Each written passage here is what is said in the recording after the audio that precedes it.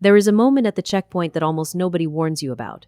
You have your boarding pass, your identification is the new one, the compliant one, the one you stood in line at the licensing office for. You have done everything right. And then the officer lifts a small plastic bottle out of your bag, turns it in the light, and says the 4 words that stop the whole line behind you cold. Step over here, please. It is almost never the thing you expected. It is not the shampoo. It is not the shoes. 9 times out of 10, when an older traveler gets pulled aside in an American airport, the thing sitting on that steel table is medication. Ordinary medication, the kind millions of people take every single morning without a second thought. So today, I want to walk you through the 10 medications that most often turn a 2-minute screening into a 40-minute one. Not scare stories, not rumors from a forum. The actual categories that trip people up, why they trip people up, and the small thing you can do the night before your flight that makes almost every one of them a non-issue. And I want to be straight with you from the first minute, because there is a lot of nonsense on the internet about this. The Transportation Security Administration does not have a rule that says your pills must be in a labeled pharmacy bottle. That is a myth, and it is repeated constantly. You can fly domestically with a week of tablets loose in a plastic organizer, and you are entirely within the rules. What the rules actually care about is something quite different, and once you see the difference clearly, the whole thing gets a great deal simpler. Stay with me, because number 4 is the one that catches the most people. And the last item on this list is not really a medication at all. It is the container you carry them in, and it causes more secondary screening than any single drug here. Before the list, one piece of context that makes every item on it make sense, and that almost nobody explains properly. You have probably heard that older travelers get an easier time at security. That is true, but the details matter enormously, and they are widely misreported. The age-based accommodations at American checkpoints begin at 75, not 65. If you are 75 or older, you may leave your shoes on. You may keep a light jacket on. And if you cannot stand for screening, you can ask to be seated for a pat-down, and they will accommodate you. But here is what changed for everyone. In July of 2025, the shoes-off requirement ended at American airports across the board, at every age. That nearly 20-year-old ritual is simply gone. So the single thing most people associate with senior screening is no longer an age benefit at all, because it now applies to the entire line. What that leaves is this. The accommodations that remain are about your body and your comfort. Standing, walking, shoes, jackets. None of them touch what is inside your bag. And what is inside your bag is where every one of the 10 problems on this list actually lives. Age gets you a gentler screening. It does not get your medication a pass. Let me start with the one that accounts for more checkpoint stops than everything else combined. Number 1 is liquid medication over 3.4 ounces. The standard limit at every American checkpoint is 3.4 ounces per container, all of it fitting inside one quart-sized bag. Most people know that part. What far fewer people know is that medically necessary liquids are exempt from that limit entirely. You are allowed to bring a full-sized bottle of liquid medication through security. There is no volume cap on it. At all. But the exemption comes with a condition. And the condition is the whole ballgame. You have to declare it. You take it out of your bag, you set it in the bin separately, and you tell the officer before screening starts that you are carrying medically necessary liquids. Do that, and it is routine. Skip it, leave a 6-ounce bottle buried in a side pocket, and the scanner flags an oversized liquid that nobody declared. Now the bag comes off the belt, gets opened, and you are standing there while somebody swabs the bottle. Same drug, same bottle, 2 completely different mornings. The only variable was one sentence spoken 10 seconds earlier. And notice what the machine is actually reacting to. It is not detecting a dangerous substance. It is detecting an inconsistency. A container of a size that should not be there, in a bag where nobody said it would be. The officer opening your bag is not investigating you. They are closing a gap in the picture. Every stop on this list works the same way, and once you understand that, you stop thinking about rules and start thinking about clarity. Number 2 is anything that comes with a needle. Insulin, blood thinner injectables, biologics for arthritis, and the pens and syringes that go with them. All of it is allowed. All of it. Syringes are permitted in carry-on when they accompany injectable medication. But needles read as sharp objects on an X-ray image, and sharp objects get a second look every time. Declare them, keep them with the medication they belong to, rather than scattered through your luggage. And the second look takes seconds instead of minutes. Number 3 is cannabis in any form. And this is the one where I have to be blunt with you, because the consequences here are different in kind from everything else on this list. It does not matter that it is legal in your state. It does not matter that your doctor recommended it. It does not matter that it is a cream for your knee. Cannabis remains illegal at the federal level, and an airport checkpoint is federal ground. Screeners are not searching for it, and they will tell you that honestly. But if they find it, they are required to refer it to law enforcement, and what happens next depends entirely on the state you are standing in. Cannabidiol products are a genuine gray area that catches a lot of well-meaning people. Some hemp-derived products are federally legal. Many products on the shelf are not what the label claims. Officers cannot test the difference at a checkpoint, so the referral happens anyway. If you take something in this category, the safe move is to leave it at home and refill at your destination. Number 4 is the one I promised you, and it is stimulants and controlled painkillers. This covers a wider group of people than you might think. The medication for attention issues that a grandchild takes, the strong painkiller left over from a hip replacement, the sleep medication that has been on the nightstand for a decade. Inside the United States, these are almost never a checkpoint problem. The problem is the other end of the trip.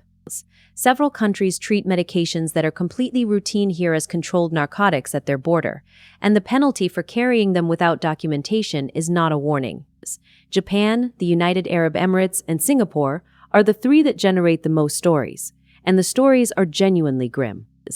This is where the pharmacy label stops being a myth and starts being essential, because a foreign customs officer absolutely does want to see your name printed on that bottle next to the drug name. I want to be careful here, because this is the part people get wrong in both directions. I am not telling you to leave medication at home. Traveling without something you depend on is far more dangerous than any customs question. What I am telling you is that the rules applying on the American side of your trip are not the rules applying on the other side, and most travelers only ever learn the American half. So take one photograph of your prescription list from your doctor or your pharmacy portal and keep it on your phone. That single photo resolves almost every question a border officer will ever ask you. It takes 90 seconds, and I would not board an international flight without it. And if the medication is one of the controlled categories, go one step further and ask your pharmacy to print a letter, not a form, just a printed page on the pharmacy letterhead listing your name, the drug, the dose, and the prescribing doctor. Every pharmacy will do this, and most will do it while you wait. A piece of paper that costs you nothing has ended more border conversations than any argument ever will. Number 5 is common cold and allergy medication containing pseudoephedrine. The decongestant that clears your head is restricted or outright banned in a surprising number of countries because of what it can be turned into. Nobody expects this one.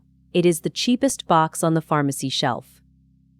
Number 6 is codeine, which appears in cough syrups and in combination painkillers that many people over 60 have taken for years. It is a controlled substance in most of the world and prohibited outright in some of it. If you are finding this useful, a like genuinely helps this channel reach other travelers in your position, and I read every comment. Number 7 is nitroglycerin spray for angina. It is an aerosol, it is medically necessary, and it is permitted. But aerosols draw attention, and this is one you want declared and visible rather than discovered. Number 8 is liquid nutritional supplements and nebulizer solutions. Same rule as number 1. Exempt from the volume limit, but only if you declare them. Number 9 is anything frozen or gel-packed to stay cold.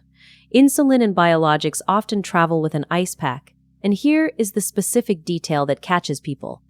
Ice packs and gel packs are allowed, but if they have partially melted and gone slushy rather than solid, they are treated as a liquid.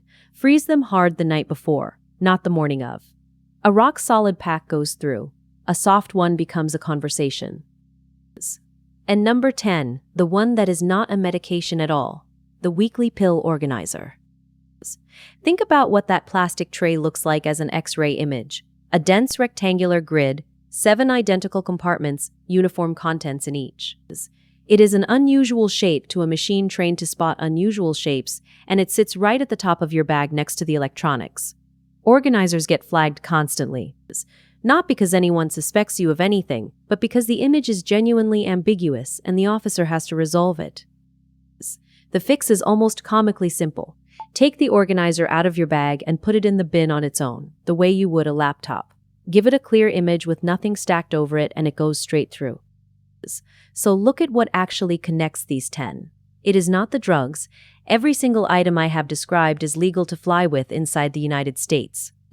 What connects them is that each one creates an ambiguous image or an undeclared exception, and the checkpoint is a system built to resolve ambiguity. You are not fighting the rules. You are giving the machine and the officer a clean picture. Which is why the whole thing comes down to one habit, and I want to leave you with it because it replaces every tip on this list. The night before you fly, take every medication out of your suitcase and put it in one clear zip-top bag. All of it together. Liquids, injectables, the organizer, the ice pack. One bag. In the morning, that bag comes out of your carry-on and goes into the bin first, before your jacket, before anything, and you say one sentence to the officer. I have medically necessary liquids and medication to declare. That is it. That sentence and that bag are the difference between the traveler who is at the gate in 6 minutes and the traveler standing at the steel table watching their flight board without them. I have watched this happen from both sides of the rope, and the person who gets stopped is almost never careless. They are usually the most careful person in the line. They packed early, they read the rules. They just packed their medication the way you would pack it for a hotel room instead of the way you would pack it for a scanner. And there is one more thing I want you to take from this, because it costs people the most and gets talked about the least. Never put medication you depend on in a checked bag. Not the pills, not the insulin, not the inhaler, not any of it. Checked bags get delayed, misrouted, and occasionally lost, and the cargo hold runs cold enough to damage insulin and some biologics. If your bag goes to the wrong city, a change of clothes is an inconvenience. A missing week of heart medication in a town where nobody can write you a prescription is something else entirely. Carry it on. Carry all of it on. If your carry-on is full, take something else out. There is nothing in that bag more important than the thing keeping you well, and the checkpoint delay we have spent this whole video learning to avoid is a rounding error next to landing without your medication at all. Do the one bag and the one sentence, and you will never think about this list again. Now, medication is the thing most likely to get you pulled aside. But there is a whole separate category of ordinary items that people over 65 put in their carry-on without a thought, and some of them will not just slow you down, they will be taken off you permanently at the checkpoint. I went through the 12 most common ones in the next video, and at least 3 of them are probably in your bag right now. If this was worth your time, subscribe and I will keep them coming. And tell me in the comments, has security ever pulled you aside over something completely innocent?